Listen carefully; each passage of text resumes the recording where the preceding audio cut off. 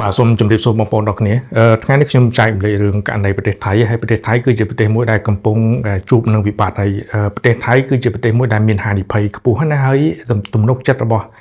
អ្នកវិនិយោគអ្នករកស៊ីឬក៏អ្នកប្រើប្រាស់ហ្នឹងគឺមានការធ្លាក់ចុះហើយប្រទេសដែលកំពុងវិនិយោគនៅក្នុងប្រទេសថៃដែលច្រើនហ្នឹងគឺមានការធ្លាក់ចុះជាបន្តបន្ទាប់ហើយប្រទេសកម្ពុជានៅពេលដែលចំនួននៃការវិនិយោគផ្ទាល់នៅប្រទេសថៃនឹងមានការធ្លាក់ចុះវាជាឱកាសសម្រាប់ប្រទេសកម្ពុជាត្រូវបង្កើនទំនាក់ទំនងជាមួយប្រទេសទាំងអស់នោះដែលកំពុងមានការធ្លាក់ចុះអញ្ចឹងយើងអាចតាក់ទាញនៃអ្នកវិនិយោគដែលកំពុងមានការធ្លាក់ចុះនៅក្នុងប្រទេសថៃនោះតាមវិធីណាហើយលើផ្នែកអីខ្ញុំនិយាយពីសាវតាទាំងអស់នេះគឺជាការចែកម្លែកជាព័ត៌មានបឋមសម្រាប់បងប្អូនយកទៅពិចារណាទេបើមិនជាយើងផ្ដើមចេញពីករណីប្រទេសថៃជាប្រទេសមួយដែលមានហានិភ័យគេហៅថា country risk rating នៅក្នុងឆ្នាំ2025នោះគឺគេវាយតម្លៃថាអំពីហានិភ័យប្រទេសថៃនោះគឺធ្លាក់ចុះនៅកម្រិត B+ បាទ B+ នោះគឺមានន័យថាគឺអ្នកវិនិយោគគឺការវិនិយោគក្នុងប្រទេសថៃនោះគឺមានកម្រិតទាបហើយបើសិនជាយោងតាមការស្រាវជ្រាវមួយរបស់អង្គការមួយ OECD ចឹងជាស្ថាប័នមួយដែលគេមានការអង្កេតនៅក្នុងឆ្នាំ2025នោះគេបានទម្លាក់នៅក្នុងការវិតម្លៃនៃស្ថានភាពនៃការវិនិយោគក្នុងប្រទេសថៃនោះគឺទម្លាក់មក3កម្រិតហ្នឹងណានេះគឺឆាតនេះដែលបងប្អូនអាចមើលលម្អិតទៅគឺជាការស្រាវជ្រាវរបស់ស្ថាប័នមួយដែលគេបានទម្លាក់នៅកម្រិតនៃហានិភ័យប្រទេសថៃហ្នឹងមានភាពគេហៅថាកម្រិតមួយមានហានិភ័យនៅក្នុងឆ្នាំ2025អញ្ចឹងហើយនេះគឺជាបញ្ហាដែលកំពុងកើតឡើងដោយឡែកនៅក្នុងចំណុចទី2ដែលខ្ញុំចង់រំលឹកប្រាប់បងប្អូនគេហៅថាទំនុកចិត្តបាទទំនុកចិត្តនឹងវាមាន2ទំនុកចិត្តរបស់អ្នកប្រើប្រាស់ហើយទំនុកចិត្តរបស់អ្នករកស៊ីរបស់អ្នកវិនិយោគអញ្ចឹងទាំងពីរហ្នឹងគឺមានការធ្លាក់ចុះជាបន្តបន្ទាប់ហើយការធ្លាក់ចុះហ្នឹងគឺមាននិន្នាការទៅរកកម្រិតធម្មតាណាអញ្ចឹងផ្ដើមចេញពីចំណុចទី1ទំនុកចិត្តរបស់អតិថិជនណាបាទទំនុកចិត្តរបស់អតិថិជនគឺសំខាន់ណាស់នៅពេលដែលទំនុកចិត្តរបស់អតិថិជនមានការធ្លាក់ចុះមានន័យថាការប្រើប្រាស់បាទអញ្ចឹងការចាយវារបស់ប្រជាពលរដ្ឋហ្នឹងគឺមានការធ្លាក់ចុះកាលណាមានការធ្លាក់ចុះធ្វើឲ្យសកម្មភាពវិនិយោគឬក៏ការជួញដូរនៅក្នុងផលិតកម្មគឺអត់រីកទេបាទអញ្ចឹងអត់រីកដុះដាលទេដោយសារតែការបាត់បង់ទំនុកចិត្តរបស់អ្នកវិនិយោគហើយនៅក្នុងចំណុចនេះគេហៅថាទំនុកចិត្តរបស់អ្នកប្រើប្រាស់នៅក្នុងសេដ្ឋកិច្ចគេច្រើនប្រើភាសាមួយថា private consumption ហ្នឹងណាគឺជាការចំណាយរបស់ប្រជាពលរដ្ឋហើយ private consumption ហ្នឹងវាចូលរួមចំណែកហ្នឹងគឺជាងពាក់កណ្ដាលនៅក្នុងសេដ្ឋកិច្ចមួយអញ្ចឹងនៅពេលដែលការវិនិយោគការចំណាយរបស់ប្រជាពលរដ្ឋ private consumption ហ្នឹងគឺមានការធ្លាក់ចុះគឺសេដ្ឋកិច្ចហ្នឹងគឺមានបញ្ហាអញ្ចឹងនេះគឺជាសញ្ញាមួយដែលបង្ខំឲ្យអ្នកវិនិយោគទំនុកចិត្តរបស់អ្នកវិនិយោគគាត់មានលក្ខណៈមួយសពេចសពិលដែលគេហៅថា business confidence អញ្ចឹងនៅក្នុងឆាតនេះបងប្អូនអាចមើលលម្អិតតាក់ទងទៅនឹងរឿង consumer confidence and business confidence នៅក្នុងប្រទេសថៃហ្នឹងគឺមានការធ្លាក់ចុះជាបន្តបន្ទាប់បើមិនជាយើងមើលការស្រាវជ្រាវមួយដែលគេបង្ហាញថារហូតដល់ក្នុងឆ្នាំ2026អញ្ចឹងprivate consumption នឹងកំណើននៃ private consumption កាលពីឆ្នាំ2025គេជាកថានឹងកើន 2% ប៉ុន្តែឆ្នាំក្រោយគឺធ្លាក់ចុះត្រឹមកម្រិត 1.7% ប៉ុន្តែយើងមើលនៅក្នុងគេហៅថាអ្នករកស៊ីបាទអញ្ចឹងអ្នករកស៊ីគាត់វិនិយោគគាត់បំពេញតម្រូវការក្នុងស្រុកហើយតម្រូវការក្នុងស្រុកនៅក្នុងប្រទេសកម្ពុជាមានការធ្លាក់ចុះហើយទី2គឺបានមកពីការនាំចេញអញ្ចឹងកាលណាការនាំចេញមានការធ្លាក់ចុះក៏ធ្វើឲ្យទំនុកចិត្តរបស់អ្នកវិនិយោគអ្នករកស៊ីនៅក្នុងប្រទេសថៃមានការធ្លាក់ចុះដែរយើងមើលការស្រាវជ្រាវការនាំចេញទំនិញហើយនិងសេវាកម្មនៅក្នុងប្រទេសថៃរហូតដល់ក្នុងឆ្នាំ2026នោះគឺមានកំណើនមួយគឺមានការធ្លាក់ចុះណាកាលពីឆ្នាំ2025នោះគឺនឹងកើនត្រង់កម្រិត 7.6% ប៉ុន្តែឆ្នាំក្រោយនោះគឺកំណើនគឺមានកម្រិតត្រឹមតែ 2.4% ចឹងកំណើននោះគឺមាននិន្នាការថយចុះដែលបង្ហាញអំពីហានិភ័យប្រទេសថៃទំនុកចិត្តរបស់អ្នកវិនិយោគគាត់មានការធ្លាក់ចុះនឹងគឺជាហេតុផលមួយដែលគេស្រាវជ្រាវបានបង្ហាញយើងមើលចំណុចទី3នៅក្នុងចំណោមប្រទេសថៃដែលកំពុងរកអ្នកវិនិយោគដែលកំពុងអ្នករកស៊ីនៅក្នុងប្រទេសថៃអ្នកវិនិយោគធំខ្ញុំលើក20ប្រទេសនៅក្នុងប្រទេសថៃហ្នឹងអញ្ចឹងមានអ្នកវិនិយោគនៅក្នុងប្រទេសថៃមានប្រមាណជា7ពាក់កណ្ដាលណាគឺកំណើននៃ stock វិនិយោគក្នុងប្រទេសថៃគឺមានការធ្លាក់ចុះអញ្ចឹងនៅក្នុងហ្នឹងគឺមានជប៉ុនមាន UK មាន British មាន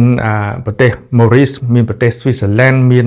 Malaysia India ហើយនិង Luxembourg ហ្នឹងគឺជាប្រទេសមួយដែលstock នៃការវិនិយោគក្នុងប្រទេសថៃហ្នឹងគឺមានសញ្ញាមួយធ្លាក់ចុះណា ចឹងនេះគឺជាការបង្ហាញមួយដែលអ្នកវិនិយោគទាំងអស់ហ្នឹងគាត់មានការរេរែកឬក៏គាត់បង្ហាញអំពីការផ្លាស់ប្ដូរទីតាំង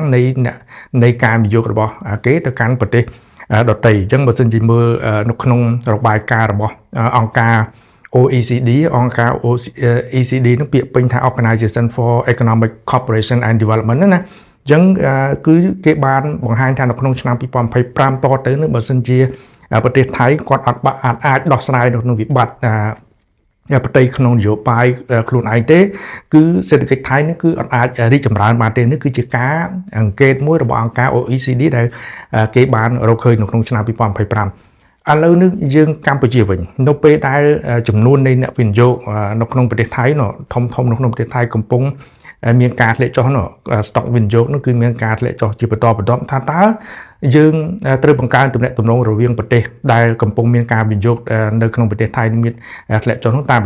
វិធីណាលើផ្នែកអីខ្ញុំលើកយកប្រទេសមួយចំនួនដែលយើងអាចបង្កើនកិច្ចសហប្រតិបត្តិការទំនាក់ទំនងរវាងប្រទេសទាំងអស់នោះហើយលើផ្នែកដែលប្រទេសកម្ពុជាមានឧទាហរណ៍ថាយើងលើកករណីប្រទេសជប៉ុនអញ្ចឹងប្រទេសជប៉ុនគឺជាប្រទេសមួយដែលមានកំណើននៃអ្នកវិនិយោគក្នុងប្រទេសថៃច្រើនជាងគេបាទអញ្ចឹងប៉ុន្តែស្តុកនៃការវិនិយោគរបស់ប្រទេសជប៉ុនក្នុងប្រទេសថៃគឺមាននិន្នាការមួយធ្លាក់ចុះអញ្ចឹងយើងអាចចាប់ឱកាសជាការតាក់ទាញនៃអ្នកវិនិយោគជប៉ុននៅប្រទេសកម្ពុជាដែរហើយជប៉ុនហ្នឹងគឺយើងផ្ដោតលើលក្ខណៈមួយថា supply chain ណាគឺជាការវិនិយោគនោះជាលក្ខណៈខ្សែចង្វាក់ផលិតកម្មនៅក្នុង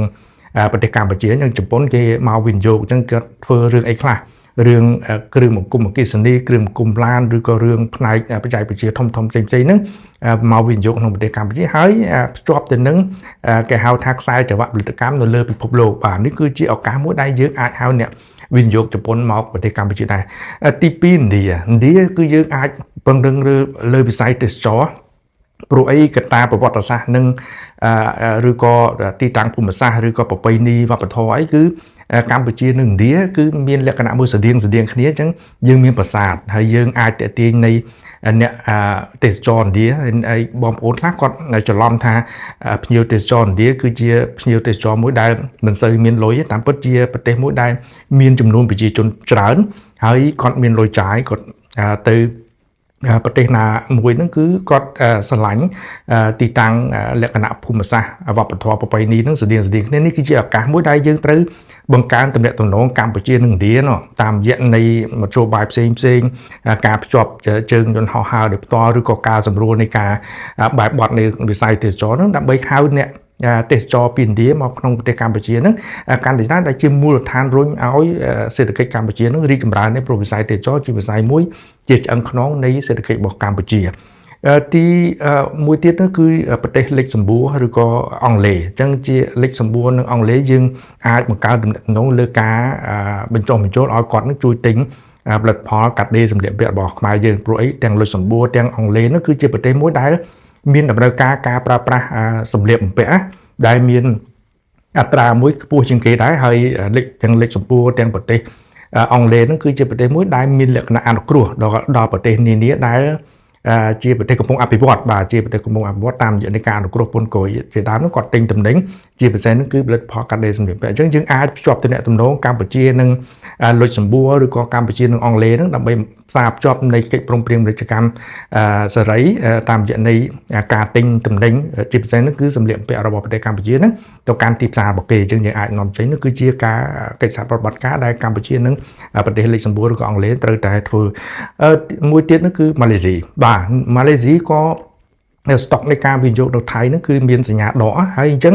យើងអាចហៅអ្នកវិនិយោគនៅប្រទេសម៉ាឡេស៊ីដែលនៅប្រទេសថៃហ្នឹងមកវិនិយោគនៅក្នុងកម្ពុជាដែរលើផ្នែកផលិតកម្មដោយការកែច្នៃចំណីអាហារជាដើមហ្នឹងមកប្រទេសកម្ពុជាព្រោះកម្ពុជានិងម៉ាឡេស៊ីទំនងជាឥឡូវនេះគឺយើងបង្ហាញពីទំនាក់ទំនងល្អបាទទាំងផ្នែកសេដ្ឋកិច្ចទាំងផ្នែកនយោបាយទាំងការសម្របសម្រួលរឿងចំនួនព្រំដែនអីផ្សេងៗហ្នឹងគឺបង្ហាញពីភាពជិតស្និទ្ធល្អល្អជាមួយគ្នាអញ្ចឹងនេះគឺជាឱកាសសម្រាប់ប្រទេសកម្ពុជាហៅឬក៏បង្កើនកិច្ចប្រតិបត្តិការផ្នែកការទូត ឬក៏ដោះស្រាយបញ្ហាប្រឈមរបស់ប្រទេសកម្ពុជាដើម្បីហៅទាំងអ្នកទេសចរទាំងអ្នកវិនិយោគទាំងអ្នកដែលវិនិយោគលើទ្រង់ទ្រាយធំជាខ្សែសង្វាក់ផលិតកម្មនៅក្នុងប្រទេសកម្ពុជានឹងកាន់តែច្រើនតាមដែលយើងអាចធ្វើបាននេះគឺជាអ្វីដែលជាឱកាសសម្រាប់ប្រទេសកម្ពុជា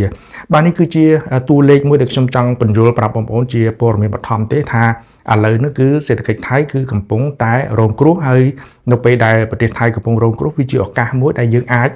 ហៅអ្នកវិនិយោគពីប្រទេសថៃដែលកំពុងមាននិន្នាការធ្លាក់ចុះហ្នឹងមកប្រទេសកម្ពុជាលើផ្នែកសំខាន់ៗដោយដែលខ្ញុំបានបញ្ជាក់អំបញ្ញមិញនេះបាទនេះគឺជាតួលេខមួយជាចំណេះដឹងមូលដ្ឋាននេះសម្រាប់បងប្អូនយកទៅពិចារណាទាំងអស់គ្នាបាទសូមអរគុណច្រើន